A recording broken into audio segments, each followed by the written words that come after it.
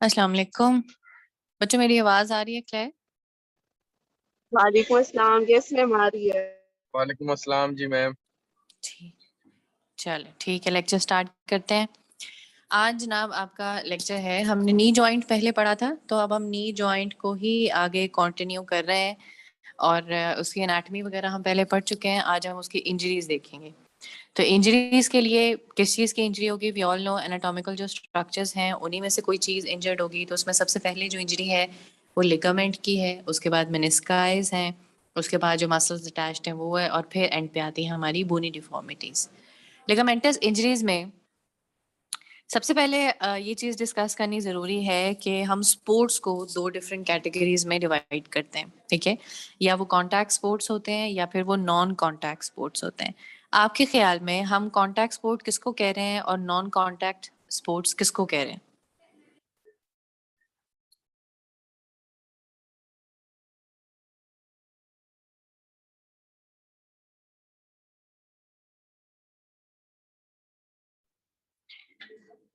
कोई भी डिफाइन कर दे, या जो चीज़ आपको समझ आ रही है कि कॉन्टैक्ट स्पोर्ट क्या होगा और नॉन कॉन्टैक्ट स्पोर्ट क्या होगा, नाम से पता लग रहा है।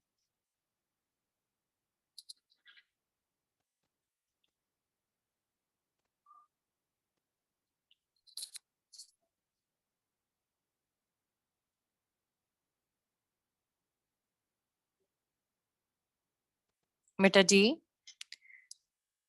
कुछ बोले यस आगे मैम। से। मैं ये पूछ रही हूँ कि कॉन्टैक्ट स्पोर्ट्स में और नॉन कॉन्टैक्ट स्पोर्ट्स में क्या डिफरेंस होता है बेटा? नाम से क्या लग रहा है आप लोगों को? मैम मैम कॉन्टैक्ट वो होता है जिसमें पार्टिसिपेंट वो बॉडीली कॉन्टैक्ट करते हैं with one another, non contact जिसमें नहीं ठीक है, करते। बिल्कुल सीधी सी डेफिनेशन है। कॉन्टैक्ट स्पोर्ट्स वो होंगे जिसमें जो पार्टिसिपेंट है या जो एथलीट है उसका किसी चीज के साथ कांटेक्ट है, या दो पार्टिसिपेंट्स का आपस में कांटेक्ट है, जिसमें जैसे रेसलिंग है, ये रग्बी वगैरह है, मार्शल आर्ट्स वगैरह है। जबकि नॉन कांटेक्ट स्पोर्ट्स में वो आती है जिसमें ना पार्टिसिपेंट्स का एक दूसरे के साथ कांटेक्ट नहीं है। इसमें बैडमिंटन है, टेनिस है, क्रिकेट वगैरह है, ठीक है? ये नॉन कांटेक्ट स्पोर्ट्स होते हैं। तो अब सबसे पहले हमारे पास जो इंजरी है that is of the interior cruciate ligament injuries. Cruciate ligament criss cross ligaments होते हैं। और एसीएल की इंजरी तब होती है स्पेशली कुछ जो गेम्स हैं, जैसे बास्केटबॉल में बहुत होती है और हैंडबॉल में बहुत ज्यादा होती है। और इसमें मकसद क्या है? कोई भी ऐसी स्पोर्ट्स जिसमें दो टेक्निक्स यूज होती हो, एक है कटिंग, दूसरी है पिवटिंग। पिवटिंग होती है ये टेक्निक, इस डायग्राम में या पिक्चर में नजर आ रहा है कि वो एक लेग के ऊपर, ये देखो यहाँ पे स्टैंड किया और इसके ऊपर रोटेट किया। अगर आप फुट को प्लांट करके उसके ऊपर रोटेट करते हैं तो इसको कहते हैं पिवटिंग, ठीक है? इस टेक्निक में अगर आपके लिगामेंट्स वीक हों तो इंटीरियर क्रूशिएट लिगामेंट जो है वो रप्चर कर जाता है। और कटिंग क्या होता है? आप डॉज करते हैं, जो प्लेयर्स को सामने एक तरफ को दिखा के दूसरी तरफ चले जाते हैं, उस टेक्निक के अंदर भी आपके एसीएल इंजर्ड होते हैं। और ये सारे 70% जो एसीएल इंजरीज है वो नॉन कॉन्टैक्ट स्पोर्ट्स में होती हैं।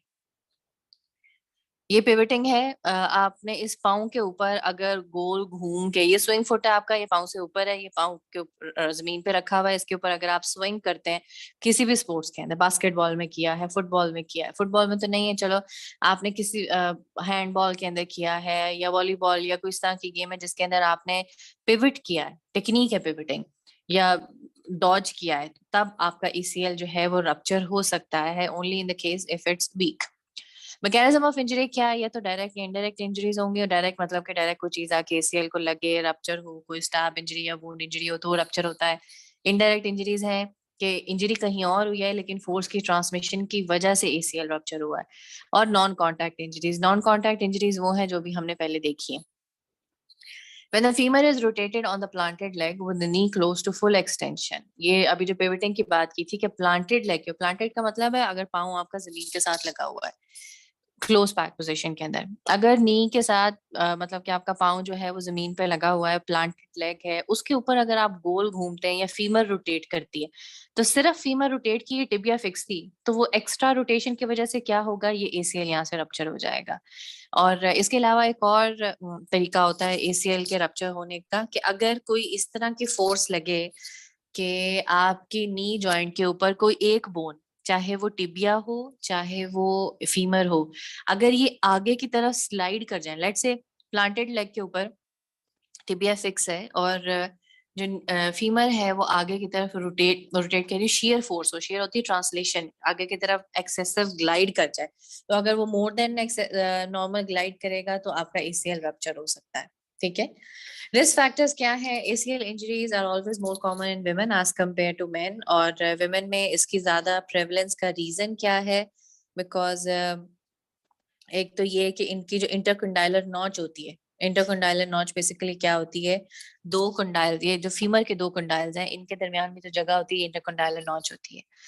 मेल्स में जेनेटिकली ये नॉच थोड़ी वाइड होती है, फीमेल्स में ये नॉच नैरो होती है। अब ये नॉच है जहाँ पे आपके जो क्रिस क्रॉस लिगामेंट्स हैं, जो क्रूशिएट लिगामेंट्स हैं वो लगे हुए हैं, तो जितनी नैरो होगी आपकी नॉच उतने ज्यादा चांसेस हैं लिगामेंट्स के इंजर होने के, यहाँ पे फंसने के। तो इसलिए एक तो ये रीजन है। दूसरा ये कि मेल्स के अंदर क्वाड्रिसेप्स एंगल, जो क्यू एंगल हमने लास्ट टाइम पढ़ा था, वो छोटा होता है, फीमेल्स के अंदर ये बड़ा होता है, इसका एंगल ज्यादा होता है, इसकी वजह से मैकेनिक्स में थोड़ी सी डिफिकल्टी आती है। फीमेल्स के अंदर लिगामेंटी ज्यादा होती है। कोई मुझे बताएगा what do we mean by the ligamentous laxity, इसका मतलब क्या है?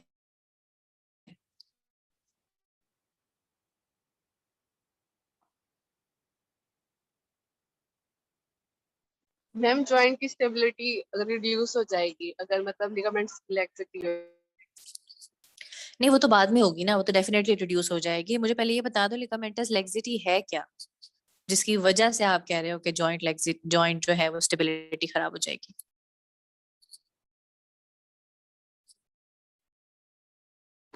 मैम लूज हो जाएगा। बिल्कुल, लूज ज्यादा होते हैं आपके लिगामेंट्स, लैक्स ज्यादा होते हैं एज कम्पेयर टू मेन। ठीक है, तो ज्यादा जितने ज्यादा लिगामेंट्स लूज होते हैं उनकी फिर इंजरी के चांसेस भी उतने ज्यादा बढ़ जाते हैं। उसके अलावा क्या रीजन है? हम्म, हाइपर मोबाइल हो जाएगा, फ्लेक्सिबिलिटी हाइपर उसमें ज्यादा आ मोबिलिटी, जाएगी। बिल्कुल हाइपर मोबिलिटी हो जाएगी, उसकी वजह से जो क्रूशिएट लिगामेंट्स है वो यहाँ पे रप्चर हो जाते हैं। न्यूरोमस्कुलर फैक्टर्स भी होते हैं कि फीमेल एथलीट्स के अंदर जो हैमस्ट्रिंग्स एक्टिवेशन है वो कम होती है, क्वाड्रिसेप्स की एक्टिवेशन ज्यादा होती है, उस वजह से इसके अंदर मसला आता है। और जो स्ट्रेंथ है, quadriceps to hamstring strength ratio जो होती है वो फीमेल्स की ज्यादा होती है, मेल एथलीट्स की कम होती है। मतलब कि मैकेनिक्स है, नेचुरल मैकेनिक्स है, कुछ प्रीडिस्पोजिशंस है, फीमेल के अंदर एसीएल की इंजरीज ज्यादा होती हैं। अब जब भी एसीएल की इंजरी होगी, चाहे मेल में हो या फीमेल में हो, आपके ख्याल में सिम्टम्स क्या आती हैं? मूवमेंट के साथ डिफिकल्टी होगी, जाहिर सी बात है, आपका नी जॉइंट एक बड़ा वेट बेयरिंग जॉइंट है, और अगर उसके ऊपर जब भी मूवमेंट करने लगे, स्पेशली जब भी नी की एक्सटेंशन होगी, तो अब चूंकि अब आपके पास इंटीरियर क्रूशिएट लिगामेंट नहीं है आपके इंटीरियर ट्रांसलेशन को प्रिवेंट करने के लिए, तो क्या होगा? जब भी आप क्वाड्रिसेप्स को कॉन्ट्रैक्ट करेंगे, आपकी जो टिबिया है, क्योंकि वो टिबिया के ऊपर अटैच होते हैं ना आके, आपकी टिबिया जो है वो इंटीरियर ट्रांसलेट कर जाएगी, उसका जो अपर एंड है टिबिया का, जब भी आप एक्सटेंड करेंगे, क्वाड्रिसेप्स कॉन्ट्रैक्ट करेंगे, और टिबिया जो है ये आगे निकल आएगी। अगर ये अपने जॉइंट स्पेस से निकल के आगे आ जाती है तो हम इसको कहते हैं गिविंग वे, या नी बक्कल हो जाती है। ठीक है, तो अगर एसीएल की इंजरी हो तो नी हमेशा बक्कल होती है, और उसके लिए अवॉइड करने का क्या तरीका होता है? पेशेंट की ऐसा पोस्चर बन जाता है, वो खुद आगे की तरफ झुक जाता है ताकि उसको क्वाड्रिसेप्स ना यूज करने पड़े। तो क्वाड्रिसेप्स अवॉइडेंस किया जाता है, और क्वाड्रिसेप्स अवॉइडेंस इसलिए करते हैं, not because they quadriceps are weak, but because quadriceps results in the tibial interior translation, and we have to prevent the interior translation. Why? Because we do not have the ACL ligaments to prevent or control the interior translation ligament. तो ये natural posture बन जाता है। Treatment इसका क्या होता है? Quadriceps की स्ट्रेंथनिंग करवाई जाती है ताकि एसीएल की इंजरी से प्रिवेंट किया जा सके। ये वो स्टेप है जो कि एसीएल इंजरी से पहले किया है, ये नहीं है कि अब इंजरी हो गई है तो उसके बाद उसकी स्ट्रेंथनिंग करा दो। ये काम हमने पहले करवाना है, ताकि जितने क्वाड्रिसेप्स आपके स्ट्रेंथन होंगे, आपके लिगामेंट्स को उतना कम वेट बेरिंग उनके ऊपर आएगी, आपके मसल्स उसको उठा लेंगे। लैंडिंग टेक्निक्स प्रॉपर होनी चाहिए, आपकी स्पोर्ट्स टेक्निक प्रॉपर होती है। और अगर लेट से ये लिगामेंट रप्चर हो जाता है तो उसके बाद क्या करते हैं? रिकंस्ट्रक्शन करते हैं। वो कैसे करते हैं? आपका कोई और टेंडन, किसी सेमी टेंडनोसिस है या सेमी मेम्ब्रेनोसिस, ये जो ग्रेसिलिस वगैरह मसल्स हैं, यहाँ से आपका कोई टेंडन लेके उसकी जगह, लिगामेंट की जगह उसको लगा देते हैं, क्योंकि उसके बगैर तो हमारा गुजारा नहीं है। और सर्जरी के बाद भी इसकी कॉम्प्लिकेशंस आती हैं। वो क्या कॉम्प्लिकेशंस होती हैं? पोस्ट ऑप आपके क्वाड्रिसेप्स वीक हो जाते हैं, आपकी रेंज ऑफ मोशन लिमिटेड होती है, आपकी प्रोप्रियोसेप्शन लिमिट हो जाती है, और मसल इनहिबिशन होती है, मतलब कि आपके मसल्स की वो प्रॉपर जो फंक्शनिंग है वो नहीं रहती। लैंडिंग टेक्निक्स ये होती हैं whenever you have to land, you land on your toes and then move your heels to the ground. ये लैंडिंग टेक्निक प्रॉपर है कि आप पहले अपने टोज पे लैंड करें, उसके बाद पोस्टीरियर बॉडी को पीछे की तरफ लाएं। लेकिन अगर आप डायरेक्ट पीछे लैंड करते हैं, अपने हील्स के ऊपर लैंड करते हैं, तो वो लैंडिंग टेक्निक प्रॉपर नहीं है। उसकी वजह से क्या होगा, आपके लिगामेंट्स रप्चर होंगे। लिगामेंट्स नहीं रप्चर होते तो आपके जॉइंट में कोई ना कोई इंजरी आ जाएगी। ये इंटीरियर क्रूशिएट लिगामेंट था। Now we are moving forwards towards the posterior cruciate ligament. Posterior cruciate ligament injury क्या होती है, मैं पढ़ती नहीं हूँ, मैं आपको ऐसे बता देती हूँ। ये हमेशा डैशबोर्ड इंजरी होती है, ठीक है। और डैशबोर्ड इंजरी क्या होती है, जब भी आपके नी के ऊपर अगर हाइपर फ्लेक्शन होगी ना, हाइपर फ्लेक्शन के साथ अगर आपकी जो टिबिया है पोस्टीरियर ट्रांसलेट कर जाए, excessive posterior translation of the tibia results in posterior cruciate ligament rupture. और वो होता क्या, यूजुअली डैशबोर्ड में होता है। डैशबोर्ड इंजरी क्या होती है, आप गाड़ी चला रहे हैं, ठीक है, डैशबोर्ड के साथ आपके घुटने लगे हुए हैं, लेकिन जैसे ही आपका एक्सीडेंट हुआ, आपका जो घुटना था या जो नी जॉइंट था वो डैशबोर्ड के साथ सपोर्टेड रहा, ठीक है।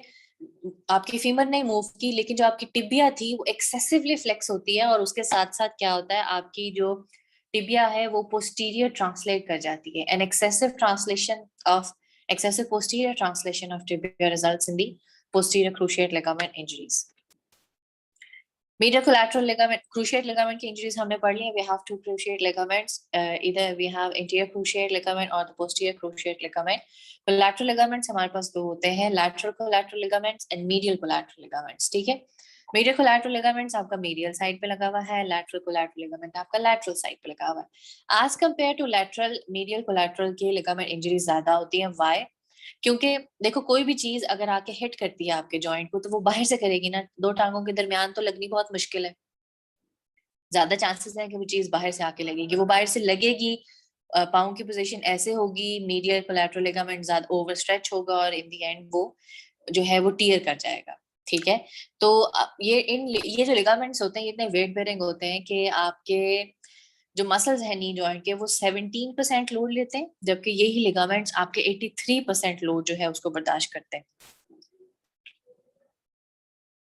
फिर उसके बाद हमारे पास एक कंडीशन है, we call it unholy triad या अनहैप्पी ट्राइएड या टेरिबल ट्राइएड, हॉरिबल ट्राइएड या ओडोनोक्स ट्राइएड। ये सारे नाम एक ही कंडीशन के। ट्राइएड का मतलब होता है कोई सी तीन चीजें जो को एग्जिस्ट करती हैं। और कौन सी को एग्जिस्ट करती हैं, अगर तो ऐसे कोई इंजरी हो किसी के अंदर कि उसका ACL भी रप्चर हो जाए, उसका MCL भी रप्चर हो जाए और उसका मीडियल मेनिस्कस भी रप्चर हो जाए। What is ACL? नाम बताएं मुझे, ACL क्या है? Anterior cruciate ligament. Very good. And what is MCL? medial collateral Very ligament. good. Medial collateral ligament. बिल्कुल. Is anterior cruciate ligament along with the medial collateral ligament along with the medial meniscus, अगर ये तीनों structures एक time पर rupture हो जाएं तो unholy triad कहते हैं। क्यों उसको अनहोली कहते हैं? क्योंकि बड़ा मेसी कंडीशन हो जाती है। आपका जो पेशेंट है उसका मतलब कि इतनी ज्यादा इंजरीज हो जाती हैं कि उसका ट्रीटमेंट फिर बहुत डिफिकल्ट हो जाता है।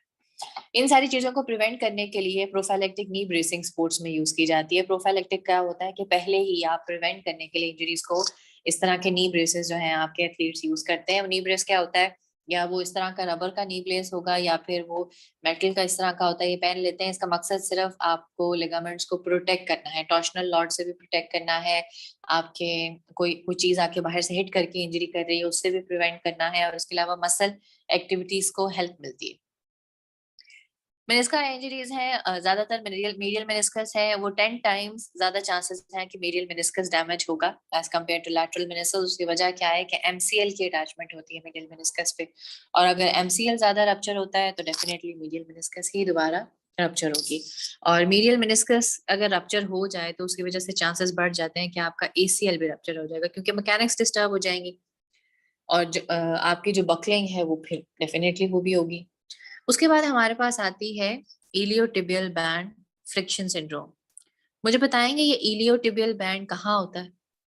IT बैंड कहते हैं ना इसको नॉर्मल लैंग्वेज में। What, where is it situated? बाजू में होता है? नहीं मैम, लेग में होता है, lateral side of the thigh, ma'am thigh में लेटरल होता है। Side of the leg. Very good. कहाँ से शुरू होता है, कहाँ जाता है, ये बताओ।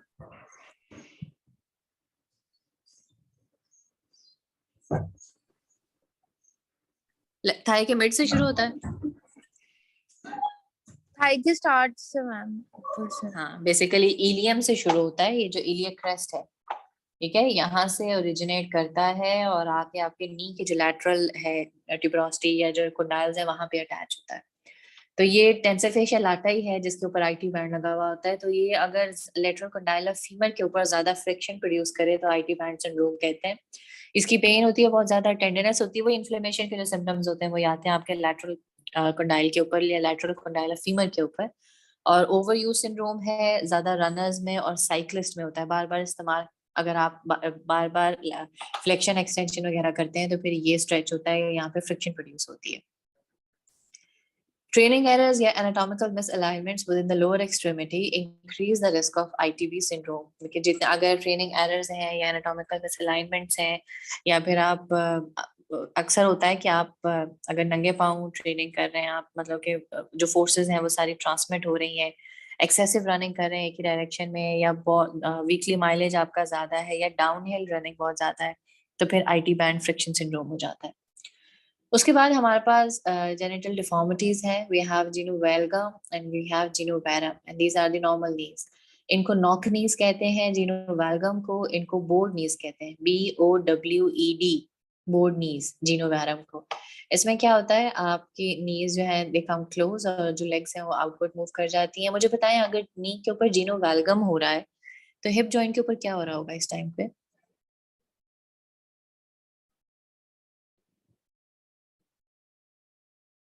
हमने हिप की पढ़ी थी ना डिफॉर्मिटीज, कॉक्सा वेरा और कॉक्सा वेल्गा। मुझे बताएं अगर नी के ऊपर वेल्गस है तो क्या हिप जॉइंट के ऊपर भी एट द सेम टाइम वेल्गस हो रहा होगा?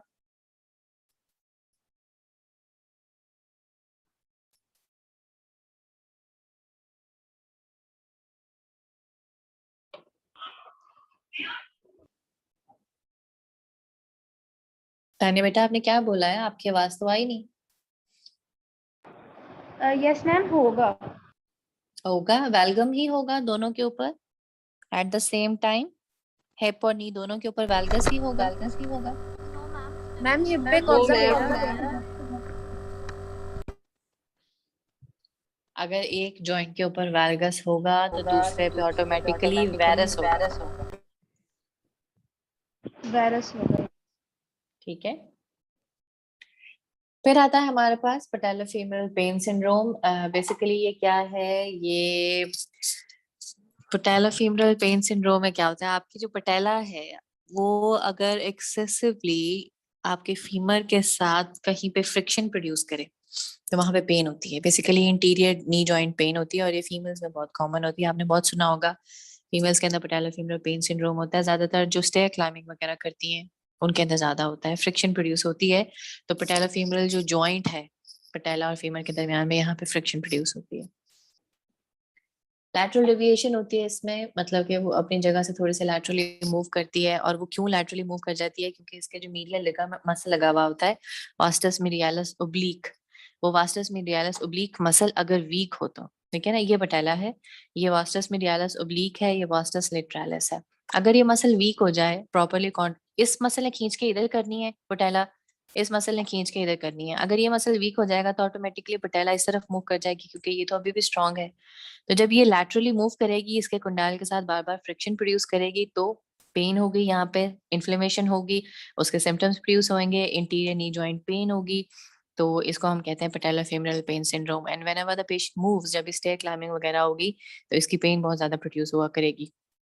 तो इसका ट्रीटमेंट क्या होता है, वास्टस मीडियालिस की स्ट्रेंथनिंग करवाई जाती है और क्वाड्रिसेप्स की स्ट्रेंथनिंग करवाई जाती है। उसके बाद आते हैं हमारे पास शिन स्प्लिंट्स। शिन स्प्लिंट्स क्या है कि आपकी शिन बोन होती है, मुझे बताएं कौन सी बोन को शिन बोन कहते हैं? टिबिया को। वेरी गुड, टिबिया को। तो शिन, उस टिबिया के ऊपर अगर, क्योंकि अगर आपने लेग पे हाथ लगाया ना तो एक जगह पे लैटरली अगर आप देखें तो आपकी टिबिया पल्पेट, इंटीरियर और थोड़ी सी पोस्टीरियर टिबिया जो है आप पल्पेट कर सकते हैं, आप अपने हाथ के नीचे लगा सकते हैं, उंगली से चेक कर सकते हैं कि ये अच्छा ये बोन है, इसके ऊपर इतना मसल नहीं है। उस जगह पे पेन होती है, बेसिकली इन्फ्लेमेशन होती है शिन की। और वो होती क्यों है, ओवर यूज इंजरी है, बार बार रनिंग या स्पेशली अगर आप हार्ड सरफेस पे डांस कर रहे हैं बहुत ज्यादा, या रनिंग अप हिल है, या आपने जूता नहीं पहना हुआ और आप, या सख्त जूता पहना हुआ है इवन के, तब भी आपकी शिन में पेन होती है। अक्सर आप लोगों ने ये चीज फील की होगी, जिन लोगों को नंगे पांव घरों में चलने की आदत होती है और उनके घरों में टाइल्स होती है, वो हार्ड सरफेस होती है, उसके ऊपर अगर आप नंगे पांव ज्यादा चले तो आपकी शिन में पेन होती है। ये शिन स्प्लिंट्स है, बेसिकली इन्फ्लेमेशन है, माइक्रो डैमेज है। अगर आप रेस्ट दें अर्ली स्टेजेस में तो ये ठीक हो जाता है, और अगर आप अपनी हैबिट चेंज करें तो ठीक हो जाता है। लेकिन अगर ये क्रॉनिक हो जाए तो इसको ठीक करना, फिर वैसी बात है, इन्फ्लेमेशन क्रॉनिक हो जाए तो इसको ठीक करना मुश्किल हो जाता है। ठीक है, तो ये शिन स्प्लिंट्स है। और शिन स्प्लिंट्स दो जगह पे होती हैं, या तो इंटीरियर टिबियालिस की जो जगह है down the front of the leg उस जगह पे होता है, या फिर पोस्टीरियर टिबियालिस की जो जगह है आपके इनसाइड ऑफ द लेग में नीचे की तरफ, वहां पे ये पेन होती है। ठीक है, ये शिन स्प्लिंट्स है। ये लेक्चर था आपका, मुझे बताएं कोई क्वेश्चन आपने करना है तो।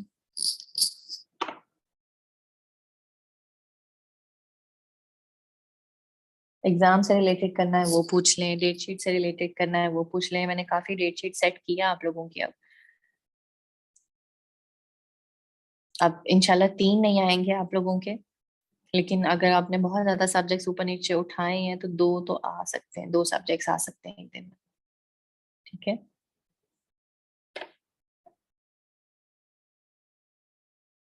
कोई क्वेश्चन है तो बताओ।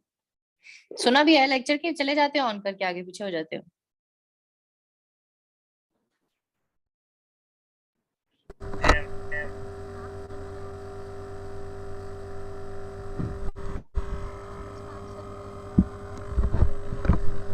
अस्सलाम वालेकुम मैम। वालेकुम अस्सलाम। मैम रिकंस्ट्रक्शन ऑफ लिगामेंट एक दफा बता दीजिए। मैं बता देती हूँ। रिकंस्ट्रक्शन होती है बेसिकली सर्जिकल प्रोसीजर है। एक लिगामेंट रप्चर हो गया, ठीक है, अब हम उसको वापस तो ला नहीं सकते, स्पेशली अगर वो रप्चर होके कई पीसेस में डिवाइड हो जाए। तो एक सर्जिकल प्रोसीजर ये है कि किसी और जगह से लिगामेंट का छोटा सा पीस लेके या मसल का टेंडन लेके वो पीस लेते हैं, और जिस जगह पे आपका लिगामेंट टियर होता है ना, वहां पे सर्जिकली उसको सूचर कर देते हैं, मतलब कि वहां पे जोड़ देते हैं। ऐसे है कि आपने वहां पे सिलाई कर दी है किसी और चीज के साथ। तो इसका फायदा ये होता है कि लिगामेंट्स और टेंडन चूंकि दोनों ये एक ही मटेरियल के बने हुए होते हैं, कोलेजन इलास्टिन वगैरह ही होता है, तो उसको बाद में ट्रेन कर सकते हैं। आपका वो जो टेंडन है वो इवेंचुअली आपके लिगामेंट में कन्वर्ट हो जाता है, and it starts performing the function which the previous ligament was performing already. तो ये एक सर्जिकल प्रोसीजर है, रिकंस्ट्रक्शन ऑफ लिगामेंट्स। यूजुअली जब एसीएल की इंजरीज होती हैं तो लिगामेंट इतने बुरे तरीके से रप्चर, ग्रेड इसमें होते हैं ना, लिगामेंट के ग्रेड्स होते हैं और रप्चर होता है। अगर ग्रेड 3 का रप्चर हो गया तो उसमें कुछ नहीं बचता, तो फिर वहां पे रिकंस्ट्रक्शन करनी पड़ती है। तो उसके बाद हम रिकंस्ट्रक्शन नहीं करते, ये सर्जिकल प्रोसीजर है, ऑर्थोपेडिस्ट का काम है। हमारे पास पेशेंट रिकंस्ट्रक्शन के बाद आता है और फिर हमने उसकी ट्रेनिंग करवानी होती है। ठीक है, ओके मैम, थैंक यू। ठीक है, चलें, और कोई क्वेश्चन नहीं करना तो मैं बंद कर देती हूँ लेक्चर। उससे पहले मैं थोड़ा सा रिवाइज कर दूं बेटा, बायोमैकेनिक्स का सिलेबस आप लोगों को पता है, मैंने एलएमएस के ऊपर अपलोड कर दिया है, आप लोगों ने चेक किया है? अगर नहीं किया तो अब कर लें। एलएमएस खोलें, अनाउंसमेंट्स में मिड टर्म का सिलेबस डाला हुआ है, वो देखें, फिर मुझे उसमें बताएं, देख के उसमें अगर कोई मसला है तो। ठीक है, होंगे एमसीक्यूज ही इंशाल्लाह। एमसीक्यूज सिंपल एमसीक्यूज भी हो सकते हैं, सिनेरियो बेस की फॉर्म में भी हो सकते हैं, कोई डायग्राम भी हो सकती है, लेकिन होंगे एमसीक्यूज ही। ठीक है, चले मैं लेक्चर एंड करती हूँ फिर। अल्लाह हाफिज। Excuse me ma'am. जी बेटा।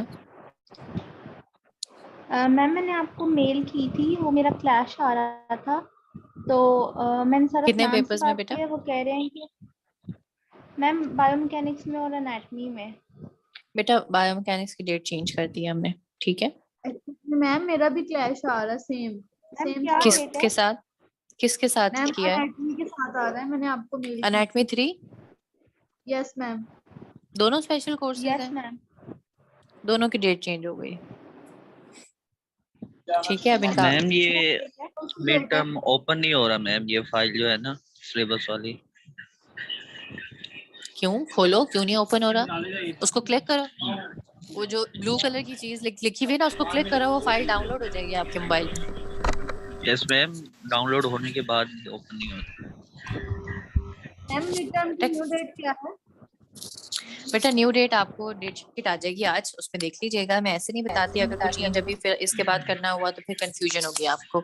लेकिन वो 3rd वीक में शिफ्ट कर दिए हैं हमने सारे। स्पेशल कोर्सेज के जो थे ना, इनके क्लासेस बहुत ज्यादा थे आप लोगों के, क्योंकि आप लोगों ने डिफरेंट उठाए Yes, हुए हैं, तो ma'am. वो हमने 3rd वीक में शिफ्ट कर दिए हैं, उसके अब क्लास नहीं आएंगे। ठीक है Okay, ma'am. Thank you. Suhaib, अगर नहीं मिलता ना अभी भी तो मुझे ईमेल करो, मैं आपको ईमेल के रिस्पांस में सिलेबस भेज देती हूँ। ठीक है, ओके मैम, थैंक यू। मैं अभी कर लेता चले चले, हूँ। ओके। ओके फिर अल्लाह हाफिज। अल्लाह हाफिज।